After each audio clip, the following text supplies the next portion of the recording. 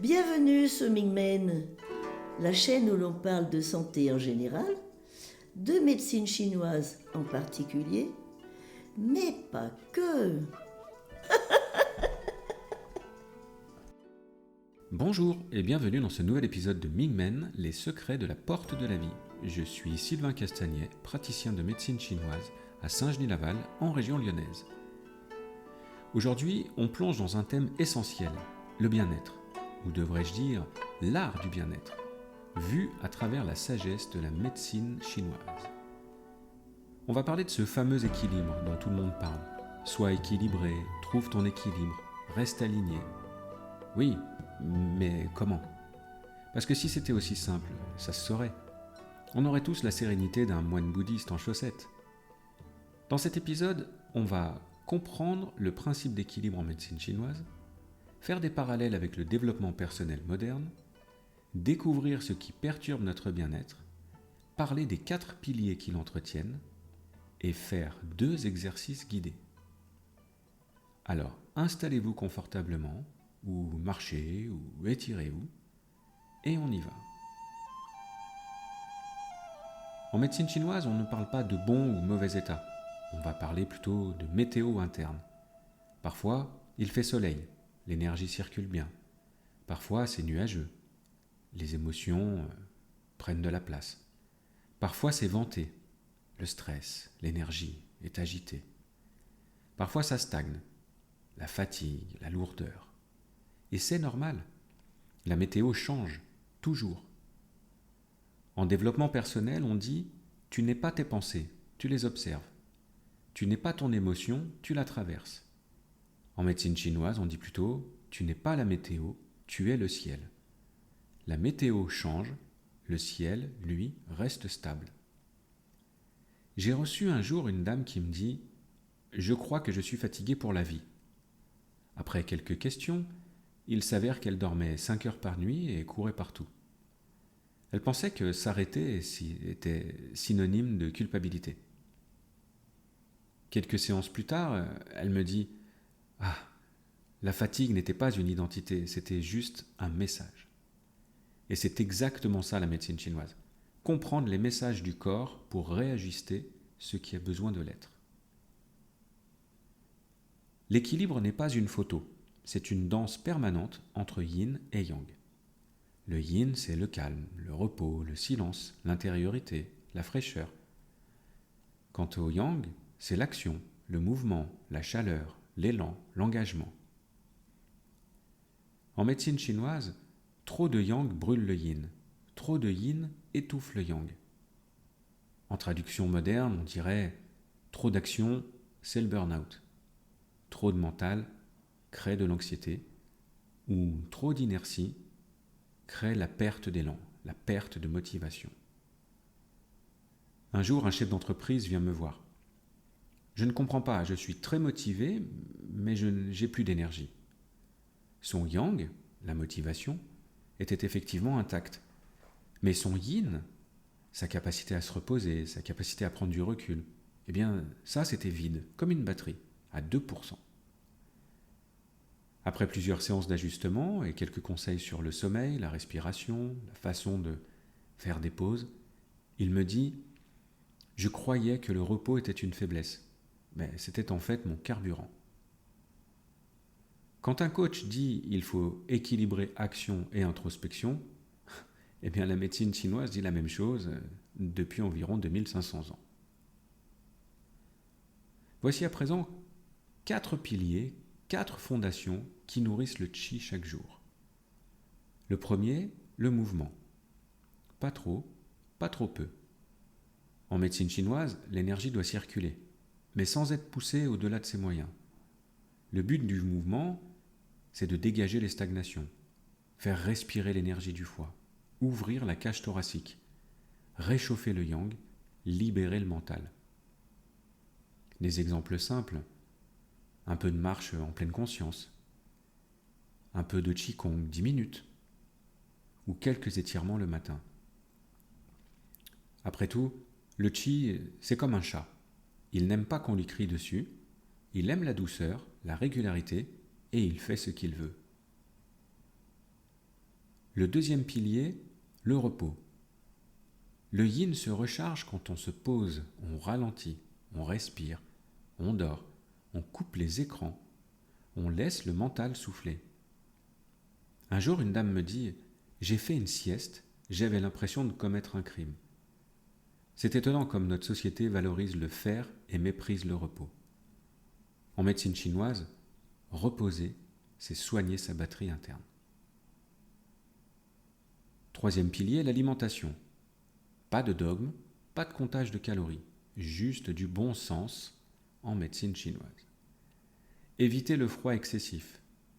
Favoriser le chaud et le cuit. Nourrir la rate, soutenir les reins. Nous en reparlerons dans de prochains épisodes. Adapter l'alimentation aux saisons, au climat. Une personne stressée, généralement, c'est un foie qui est tendu. Dans ce cas-là, il faudra éviter le café, l'alcool, le sucre. Privilégier les légumes verts, tièdes, cuisson douce. Quatrième pilier, les émotions. Les émotions sont des mouvements intérieurs. Elles deviennent pathologiques si elles stagnent, elles explosent ou elles s'enracinent trop longtemps. La médecine chinoise invite à laisser circuler. Une émotion, on pourrait comparer ça au vent. Et le corps, c'est le ciel. Passons à présent à un petit exercice de respiration. On va prendre quelques instants pour respirer ensemble. Si vous êtes en voiture, faites-le en bougeant seulement le souffle. Si vous marchez, ralentissez un peu. Et si vous êtes chez vous, posez-vous confortablement. Main sur le ventre, inspirez pour gonfler l'abdomen. Expirez pour le laisser revenir.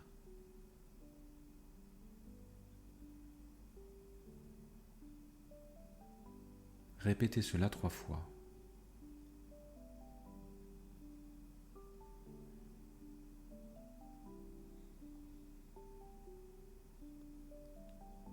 Imaginez dans votre ventre une rivière claire.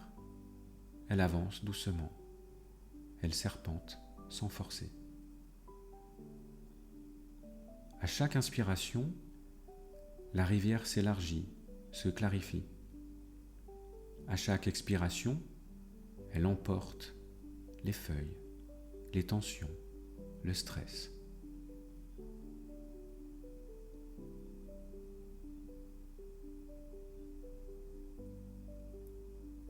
Silencieusement, dites en vous, je laisse circuler. Et laissez l'image faire son travail.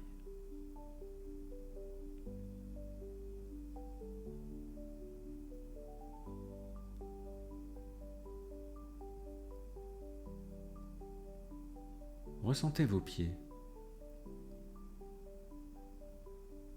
Ressentez votre ancrage. Et respirez une dernière fois profondément.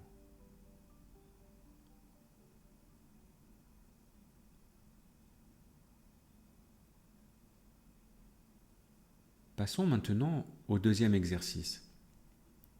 Cet exercice est parfait si vous vivez mentalement dans le futur. Vous savez, les personnes qui planifient le plan B du plan C avant même d'avoir commencé le plan A. Imaginez que sous vos pieds descendent des racines, solides, calmes, profondes. Chaque expiration les élargit. Chaque inspiration les nourrit.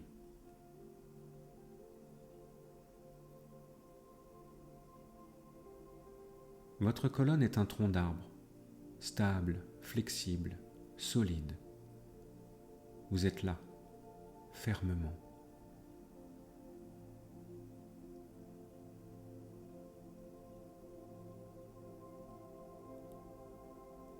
À présent, observez votre météo interne.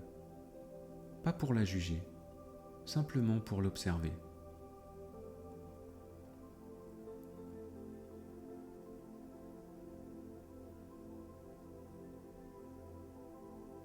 Pensez à une chose simple, un moment agréable, quelqu'un qui vous soutient, un rire, un repas, un instant de paix. Replongez-vous dans cette sensation agréable. Respirez tranquillement avec cette sensation.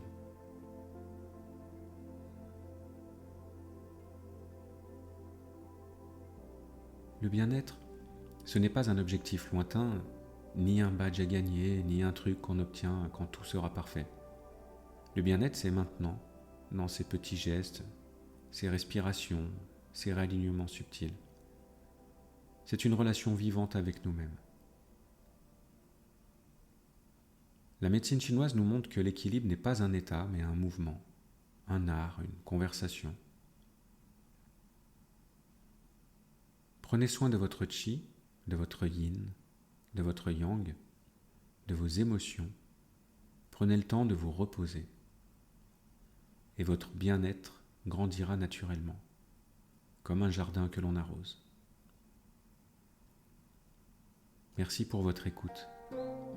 À très bientôt pour un nouvel épisode où l'on continuera d'explorer la sagesse de la médecine chinoise et sa place dans notre vie moderne. Un immense merci à vous d'avoir pris le temps d'écouter cet épisode. J'espère que vous avez pris autant de plaisir à l'écouter que moi j'en ai eu à le préparer et à l'enregistrer. Si vous le souhaitez, vous pouvez me laisser un commentaire. Et je vous invite également à vous rendre sur mon site internet. Le lien est en description. Sur mon site internet, vous trouverez un e-book gratuit à télécharger au format PDF, la théorie des 5 éléments et ses applications au quotidien. Je vous dis à très bientôt pour un nouvel épisode